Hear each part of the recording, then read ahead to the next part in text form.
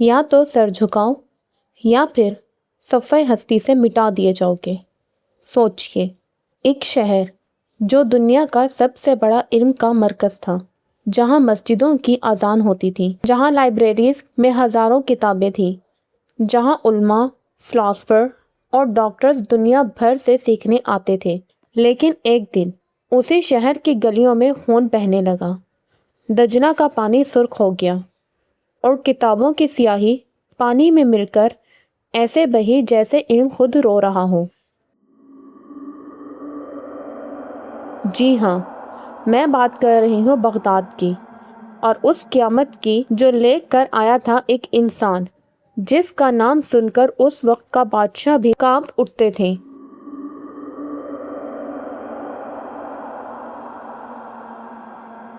Hulagu Khan.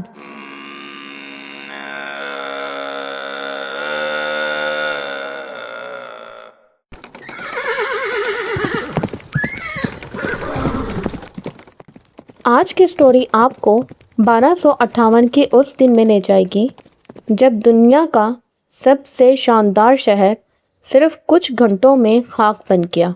Baghdad صرف ایک شہر نہیں تھا، یہ عباسی خلافت کا دل تھا۔ یہاں کے بازار دنیا کے سب سے امیر بازار تھے، یہاں کی مسجدوں میں روشنی تھی، یہاں کے اسکالرز کی عزت سلطان سے بھی زیادہ ہوتی تھی۔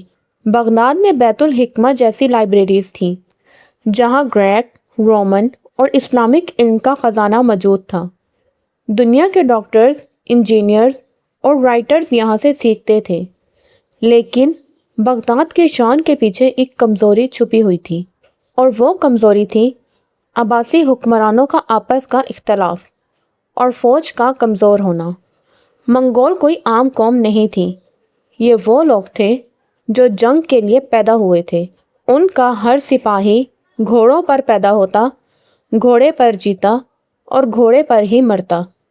منگول فوج کا نظام اتنا خطرناک تھا کہ وہ بنا رکے مہینوں تک سفر کر سکتے تھے۔ ان کا رول سمپل تھا، اگر تم نے ہماری بات مان لی تم بچ جاؤ گے، اگر تم نے انکار کیا تو تمہارا نام و نشان مٹا دیا جائے گا۔ اور پھر منگول دنیا کے شہروں کو ایک ایک کر کے رونتے چلے گئے۔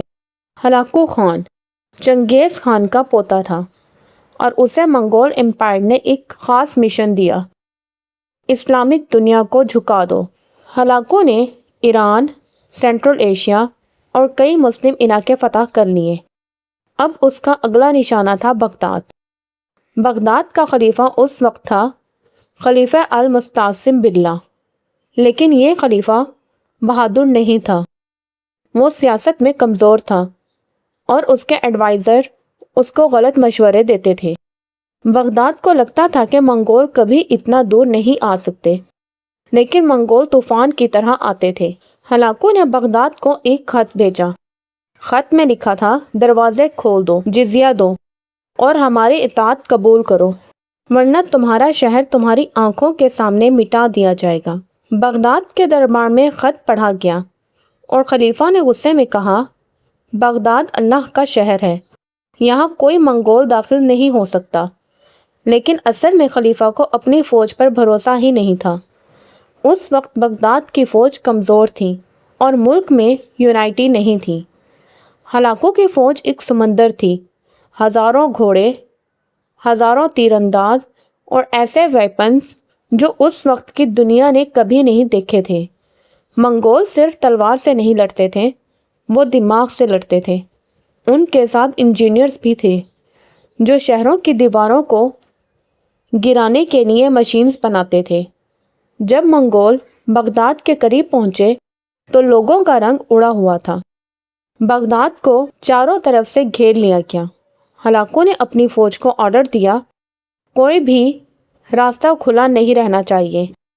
اب بغداد ایک قید خانہ بن چکا تھا۔ منگول نے دجلہ کے کنارے پر اپنی کیٹاپلٹس لگائی، ایسی مشینز جو بڑے بڑے پتھر شہر پر برساتی تھی، اور پھر بمبارڈمنٹ شروع ہو گئی۔ شہر کے گھر گرنے لگے، مینار ٹوٹنے لگے اور بازار جلنے لگے۔ بغداد کے لوگ پہلی بار سمجھ گئے کہ یہ مذاق نہیں، یہ قیامت ہے۔ خلیفہ نے سوچا کہ شاید بات چیت سے مسئلہ حل ہو جائے۔ اس نے اپنے ایمبیسیڈرز بھیجے، لیکن ہلاکو نے کہا اب دیر ہو چکی۔ خلیفہ نے پھر بھی اپنی فوج کو آرگنائز نہیں کیا۔ اس کے پاس وقت تھا لیکن ہمت نہیں تھی۔ بغداد کے کچھ کمانڈرز نے مشورہ دیا شہر چھوڑ کر باہر جا کر جنگ کریں، لیکن خلیفہ نے منع کر دیا اور اس فیصلے نے بغداد کو مروا دیا۔ کچھ دن کی سائیگا کے بعد منگول نے بغداد کی دیواروں میں سوراخ کر دیے اور پھر وہ لمحہ آیا جب منگول فوج شہر میں داخل ہوئی۔ بغداد کے لوگ بھاگنے لگے، مسجدوں میں دعائیں شروع ہو گئی، ماں اپنے بچوں کو چھپانے لگی، لیکن منگول نہ بچوں کو دیکھتے تھے، نہ عورتوں کو اور نہ ہی بزرگوں کو۔ ان کا ایک ہی نعرہ تھا، قتل۔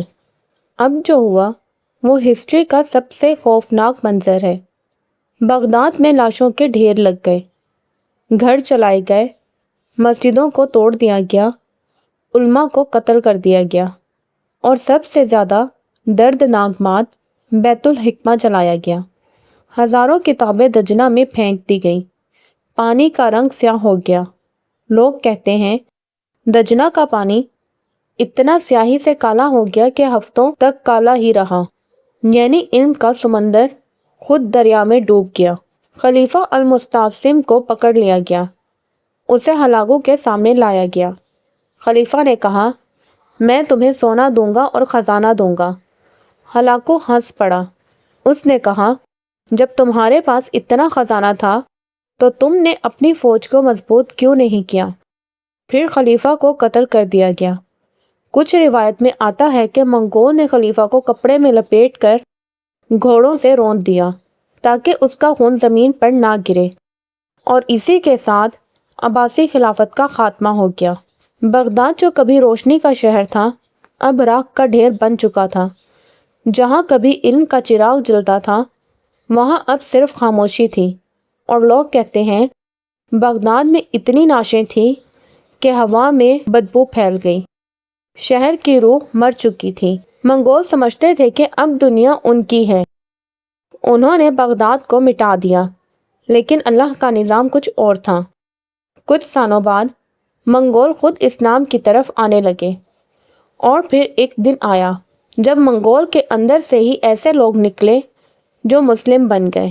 آج اگر ہم ہسٹری کو دیکھیں تو بغداد کی تباہی صرف منگول کی تلوار سے نہیں ہوئی۔ بغداد کی تباہی ہوئی اپنی یونائٹی ختم کرنے سے، فوج کو کمزور رکھنے سے، حکمرانوں کی لالچ سے، اور اپنی عوام کو بھول جانے سے۔ اور یہی سب کچھ آج بھی ہو رہا ہے۔ آج کے حکمران اپنے میں لڑ رہے ہیں، عوام مہنگائی میں مر رہی ہے، اور دشمن پلاننگ کر رہا ہے۔ ہسٹری کا رول ایک ہی ہے، جو قوم اپنی طاقت خود ختم کر دیتی ہے اسے گرانے کے لیے دشمن کو زیادہ محنت نہیں کرنی پڑتی۔ بغداد کا وہ شہر جہاں علم کی روشنی تھی آج بھی ہسٹری میں ایک وارننگ بن کر زندہ ہے۔ یہ وارننگ کی جب قوم اپنے دین، اپنی یونائٹی اور اپنی ہمت کو چھوڑ دیتی ہے تو پھر ہلاکو جیسے لوگ آتے ہیں اور سب کچھ مٹا دیتے ہیں۔ آج بھی اگر حکمران ظلم کریں، عوام کو بھول جائیں اور حق کو دبا دیں تو یاد رکھو اللہ کی پکڑ بہت سخت ہوتی ہے، اور تاریخ گواہی دیتی ہے کہ ظالم کبھی نہیں بچتا۔ ہلاکو خان نے بغداد کو فتح تو کر لیا، مگر اصل میں بغداد گرا نہیں تھا، بغداد کو گرایا گیا تھا، اپنی کمزوری سے، اپنی آپس کی لڑائی سے، اور اپنے حکمرانوں کی نااہلی کی وجہ سے۔ اور یہی وہ سچ ہے جو تاریخ ہر دور میں دہراتی ہے۔ جب قوم اپنا ایمان، اپنی یونائٹی اور اپنی طاقت کھو دیتی ہے تو پھر دشمن کو صرف ایک دھکا دینے کی ضرورت ہوتی ہے، قوم خود گر جاتی ہے۔ آج بھی اگر حکمران ظلم کریں، عوام کو بھول جائیں، اپنی کرسی کو دین سے زیادہ عزیز سمجھیں تو یاد رکھنا اللہ کی پکڑ تب آتی ہے جب کسی کو سوچنے کا وقت بھی نہیں ملتا۔ بغداد کا واقعہ صرف تاریخ نہیں، یہ ایک وارننگ ہے، ایک پیغام ہے اور ایک سبق ہے کہ جو قوم اپنی حفاظت خود نہیں کرتی تاریخ اسے ہمیشہ کے لیے مٹا دیتی ہے۔ اگر آپ کو یہ کہانی پسند آئی ہو تو چینل کو سبسکرائب ضرور کریں۔